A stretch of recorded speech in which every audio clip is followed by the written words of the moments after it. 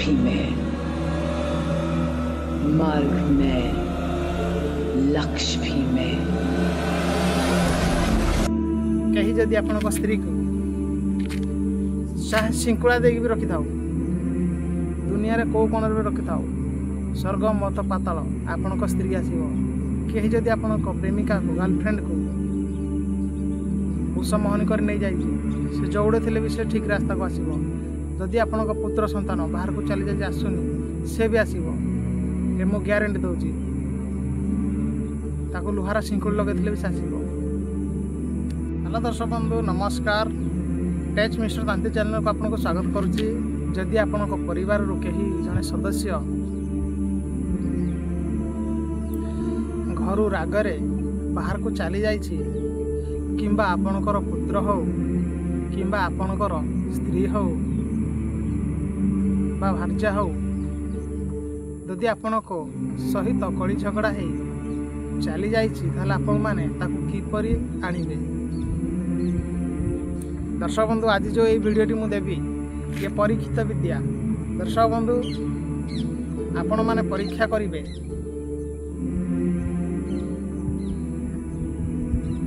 यही विद्या बहुत खतरनाक विद्या अटे। जदि करि पारिबे 1 ରୁ 7 दिन भितर आपणक स्त्री, आपणक प्रेमिका, आपणक पुत्र जौड़े थिले भी चली आसीबो, ये मु ग्यारंटी दूची। कि दर्शक बंधु आपणक पाखरे से कला थिबा दरकार, आपणक पाखरे से शक्ति से सामर्थ्य रहिबा दरकार। दर्शक बंधु ओडिशा रे सारा भारत रे स्वामी स्त्री क्यों स्वामी स्त्री भितर झगड़ा ना, समस्त स्वामी स्त्री भितर झगड़ा अच्छे। आउ समस्त माइंड ठीक ना। आज स्वामी स्त्री की छाड़ी चली जाऊँगी, स्त्री स्वामी की छाड़ी चली जाऊँगी, स्वामी स्त्री की छाड़ी चली जाऊँगी, निजर छोट छुआ को छाड़ी स्त्री भी अन्य पुरुष सहित चली जाऊँगी। जदि जाऊँगी आउ आपण जीवन रो अधिक जन को भल पाउछंती, सीए आपण को भल ना पाई अन्य जन सहित चली जाऊँगी, ताहले आपण ताको ठीक बाट किपरि आनिबे। दर्शक बंधु यही विद्या मु पुथिगत विद्या देवी। आ दर्शक बंधु मु आपण को पुथि देखेबी ना, किंतु जहाँ जहाँ कहबी यदि आपण माने ताहा कले, ताहले देखिए आपण स्त्री 1 दिन ରୁ 7 दिन भीतर घर को फेरी आसो। चाहे दुनिया से जो आड़े जाता क्यों कौन अन्न कड़े था ना कहीं, स्वर्ग मर्त पाताल 3 पुर दिल भी आसो, कि आपण सठिक भाव करने दरकार। दर्शक बंधु यही विद्याटी आपण मैंने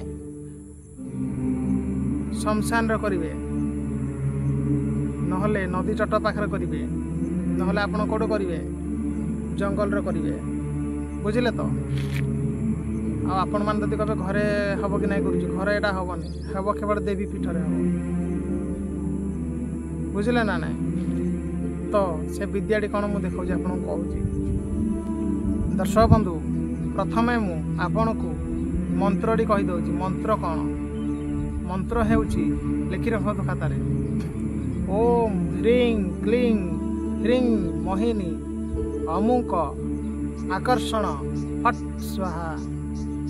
दर्शक बंधु यही हूँ मंत्र। आउ थे मुझे कहीदे, ओम ह्रीं क्लीं ह्रीं मोहिनी अमुक आकर्षण फट स्वाहा। दर्शक बंधु आपण मैंने अमुक जगार जो व्यक्ति घर छाड़ी चली जाए ताहरी ना प्रयोग करेंगे, बुझिले तो। दर्शक बंधु आपण मैंने प्रथम यही मंत्र को 10,000 जपिकिनी सिद्ध करंतु। कहीं देखंतु मंत्र सब गुप्तर अच्छी, आपण ताको जागृत करिया पड़िबो। आपण माने यही मंत्र को प्रथम जागृत करंतु, 10,000 जप करंतु। जदि आपणकर कला थिबो ताले आपण माने 5,000 रे भी हेजिबो, सिद्धि हेजिबो। सिद्धि होला बोली जानिबे किपरि, आपण निजे बुझी पारिबे सिद्धि होला कि नै बोली। तो दर्शक बंधु आपण जेतबेला कौन करेंगे ना आकर्षण कार्य करने जीवे। धर आपण स्त्री, आपण प्रेमिका, आपण गर्लफ्रेंड किंबा आपणकर पुत्र ବହୁତ ଦୂର ଚାଲି ଯାଇଛି, ତାର ଖୋଜ ଖବର ନାହିଁ, ସେ ଆସିବାର ତାର କୌଣସି ସମ୍ଭାବନା ନାହିଁ, ତ ଆପଣ କ'ଣ କରିବେ? ୟାର ବିଧି ହେଲା ତାର କୌଣସି ସନ୍ତକ ରଖିକିନା କ'ଣ କରିବେ? ଗୋଟିଏ ପିତୁଳା ତିଆରି କରିବେ, କଣ୍ଢେଇ ତିଆରି କରିବେ। ତାପରେ ଆପଣ କ'ଣ କରିବେ? ଅଷ୍ଟଦଳ ପଦ୍ମ କାଟିବେ। ଦର୍ଶକ ବନ୍ଧୁ,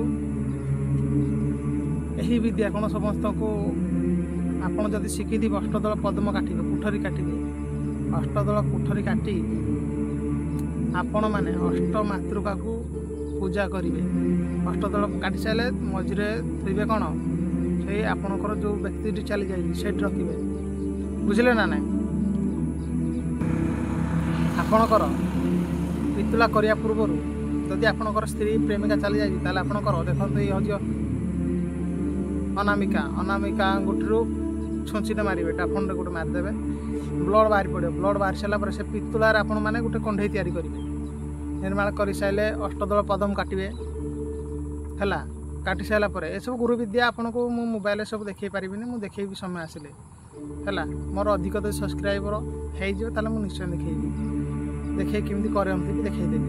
ଅଷ୍ଟଦଳ ତାର ମୂର୍ତ୍ତି କଲେ, ଅଷ୍ଟଦଳ ପଦ୍ମ କାଟିବେ। କାଟି ସାରିଲା ପରେ ଅଷ୍ଟଦେବୀକି ପୂଜା କରିବେ। ପୂଜା ସାମଗ୍ରୀ ଧୂପ ଦୀପ ଆପଣ ଅଙ୍ଗନ୍ୟାସ ନିଶ୍ଚୟ କରିନେବେ। ତାପରେ ପୂଜା ସାମଗ୍ରୀ ଯେତେ ସବୁ ଆପଣମାନେ ଦାୟିତ୍ୱ ସବୁ କରିନେବେ।